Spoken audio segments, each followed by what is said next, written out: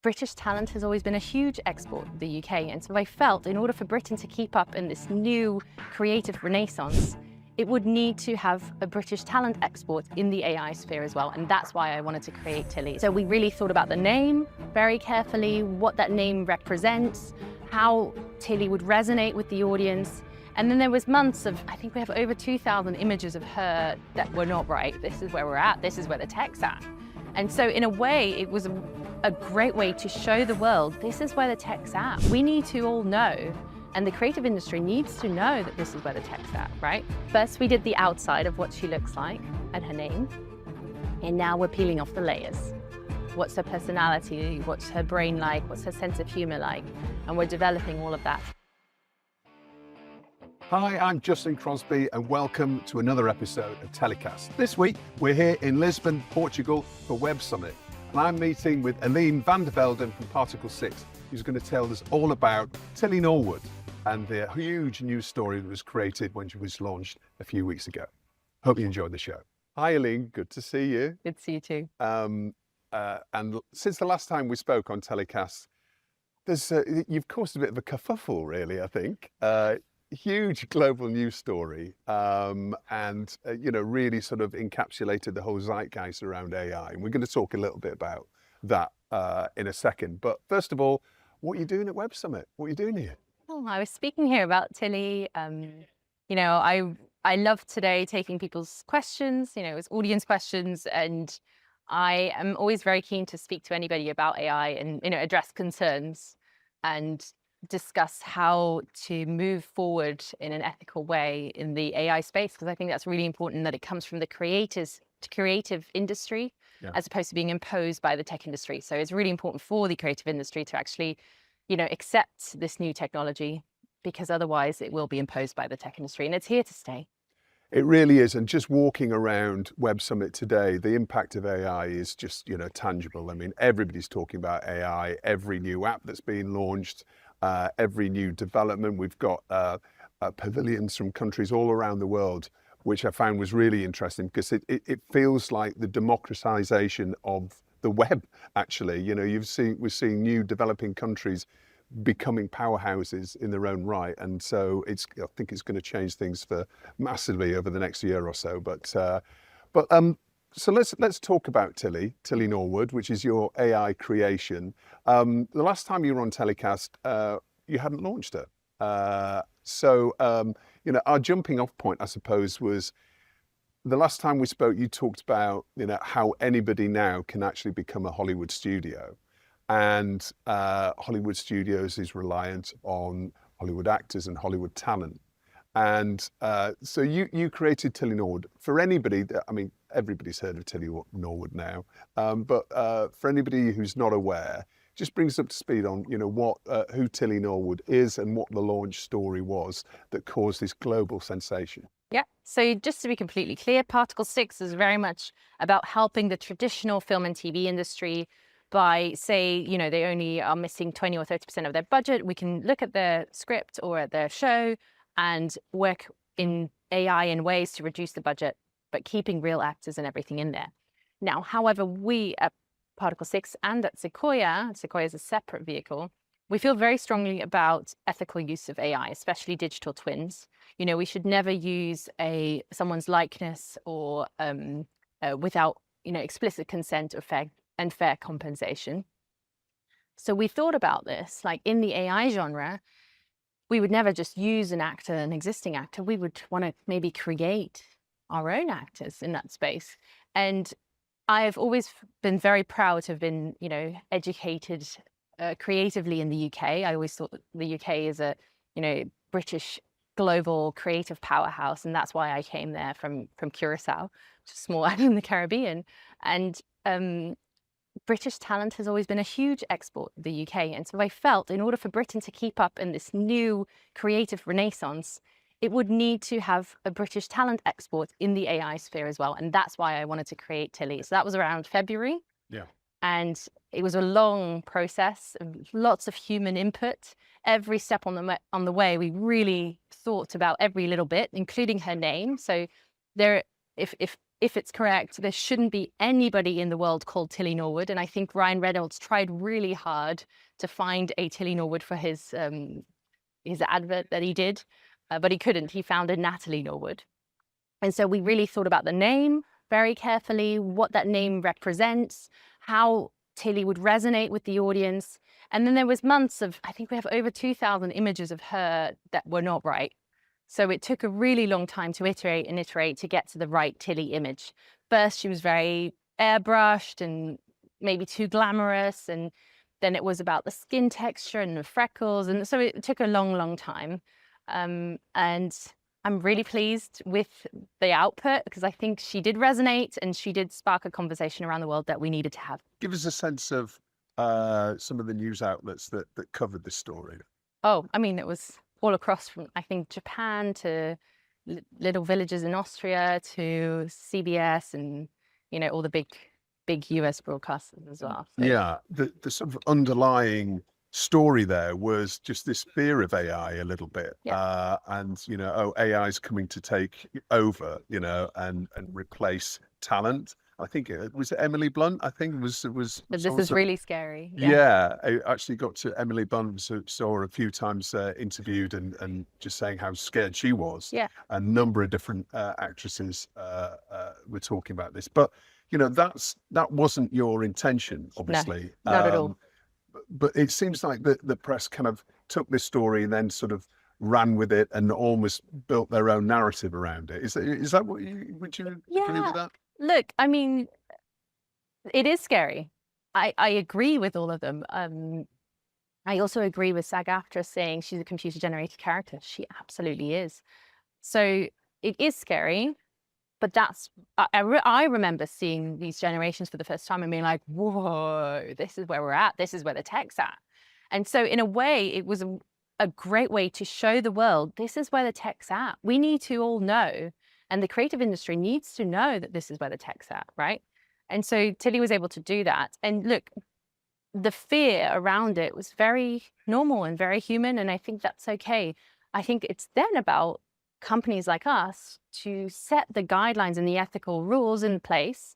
And so what are we going to use Tilly for? Now, she's had loads of offers for film and TV to be an actor in a mainstream sort of TV show or a film where she would be amongst live actors in the traditional filmmaking space. That's not what she was designed for.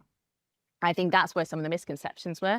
She was made for the AI genre, and that's where we'll keep her for now. She might even employ some real actors, and she's employing a lot of humans behind the scenes as well. You have to also remember AI is made by humans, and it takes a lot of human input to get good AI Yeah, this work. isn't just something that you can stick into, you know, Runway or Midjourney, whatever. I mean, you can just create an AI actor on VO3 or a Sword 2 like this, but will it have the same reaction as Tilly Norwood? Probably not. No.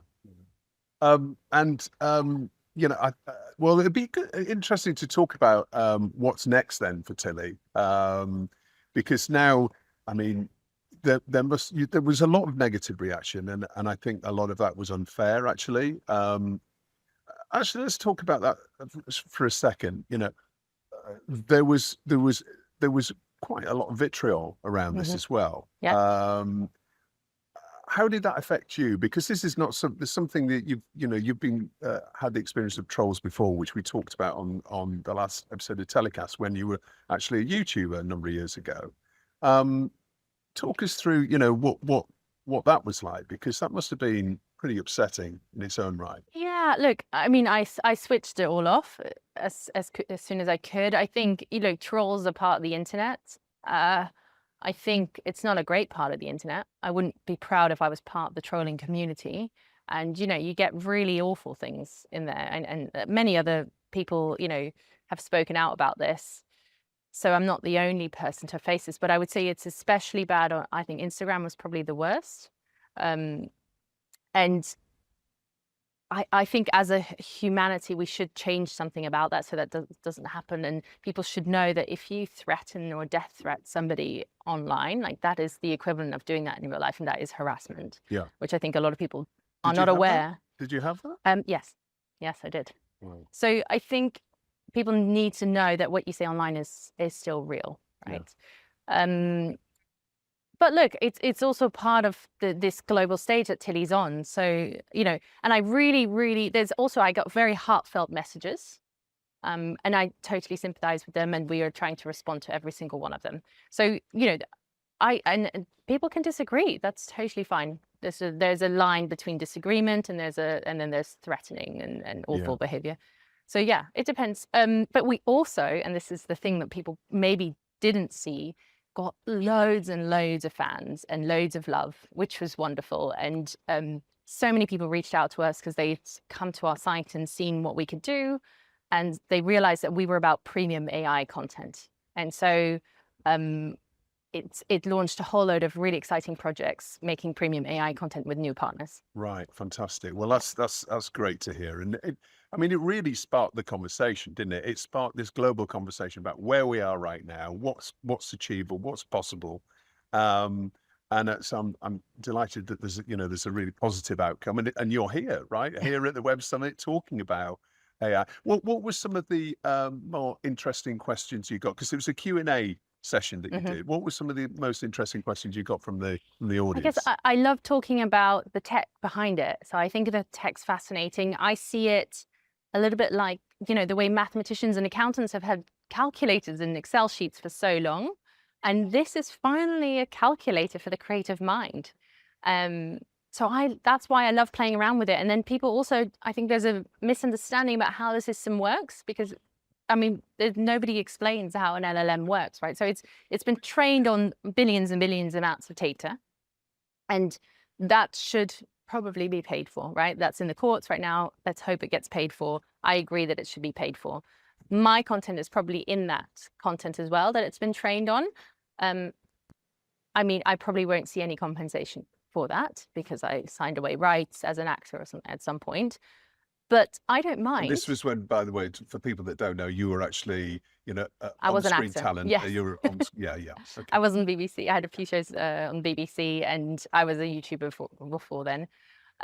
So yes, it's probably trained on lots of my stuff. But I don't mind, and the reason I don't mind is because I get to use it. So I'm glad it's trained on me. I encourage it to be trained on me, because if it was only trained on a specific data set, that wouldn't be good for me.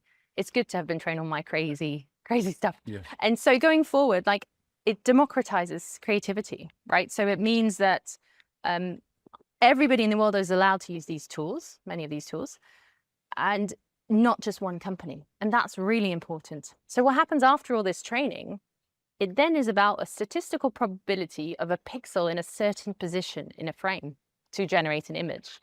Now, there's only a finite number of positions that these pixels can be in. So there's only a finite number of images you can create. And you can manipulate the position of those pixels by your word prompt. So you can change that prompt over and over again to get that positioning. The same goes for moving image, pixel positioning, and then moving. It's a fixed number of moving images that can be generated. So soon enough, we will have all the types of pixel positions in there, and then we can generate whatever we want. Yeah. Including a woman with hairy legs, which I tried for a long time, many years ago, and it wasn't possible, and it is now. So that's good. Should you want such a thing? Should you want that? Yeah. So what's next then, Eline? I mean, it sounds like that there's loads of positive outcomes have come from the launch of Tilly, which is great. But what's next? What's next for Particle 6, Sequoia, and Tilly? Okay, so I see Tilly as an onion. First, we did the outside of what she looks like and her name. And now we're peeling off the layers.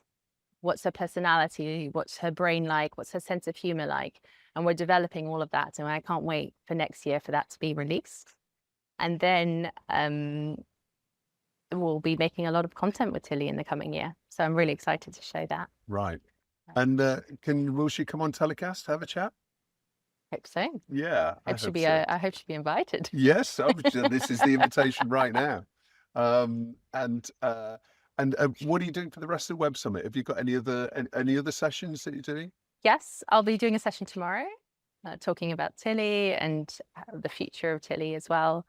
And I'm really curious about how people are using AI in different ways. And You know, it's for us, it's all about creating original content.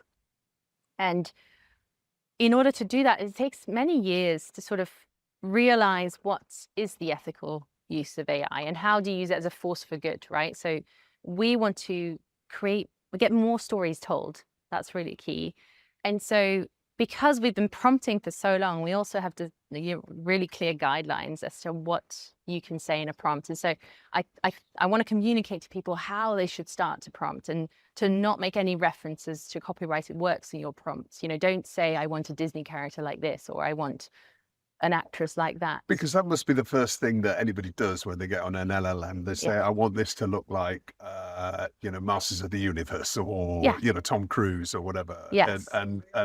And clearly that's unethical, just as a pure starting point, right? Which, over time we found it to be unethical because when you're producing normally, you might have used such references, right? When you're pitching or something. But actually with an LLM, I wouldn't be so specific because it is much more specific at knowing what that means. Yeah. So I wouldn't. And I think this is just the start of it, of this creative renaissance. And we're just trying to, with AI now, imitate what we can already do in normal.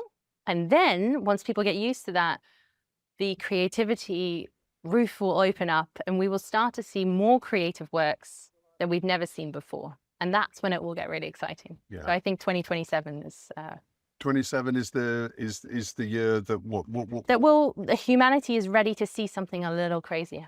Right. Well, that's a great point to end on.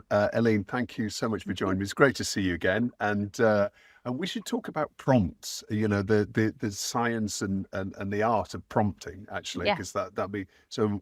I'd love to. Maybe you can, when you come on with Tilly, we can talk about that as well. Sure.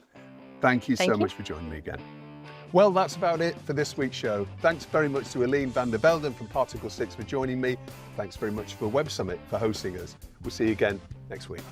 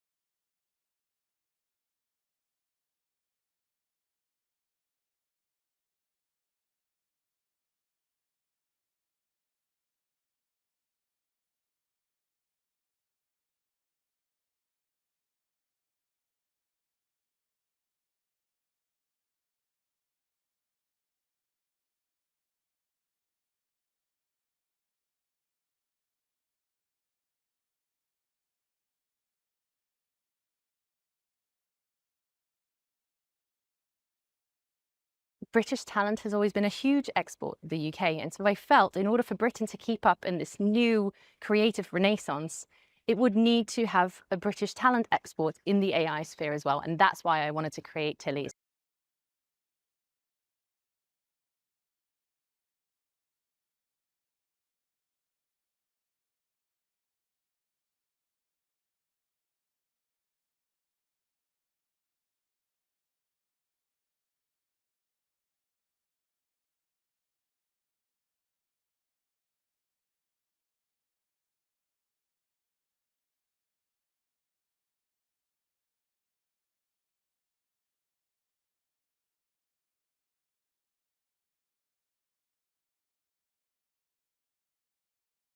And so we really thought about the name very carefully, what that name represents, how Tilly would resonate with the audience.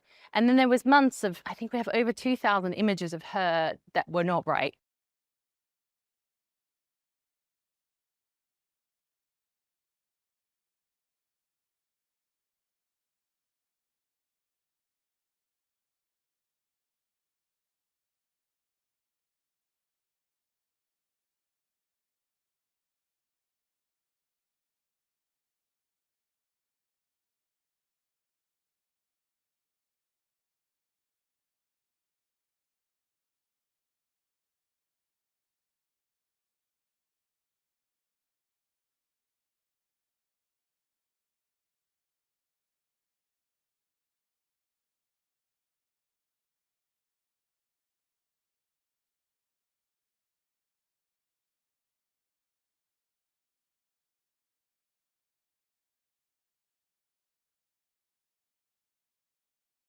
This is where we're at. This is where the tech's at. And so in a way, it was a great way to show the world, this is where the tech's at. We need to all know, and the creative industry needs to know that this is where the tech's at, right?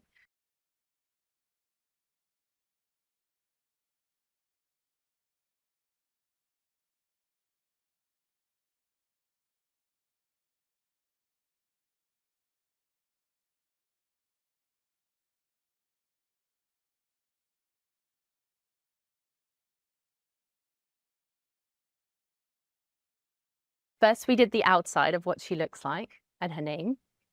And now we're peeling off the layers. What's her personality? What's her brain like? What's her sense of humor like? And we're developing all of that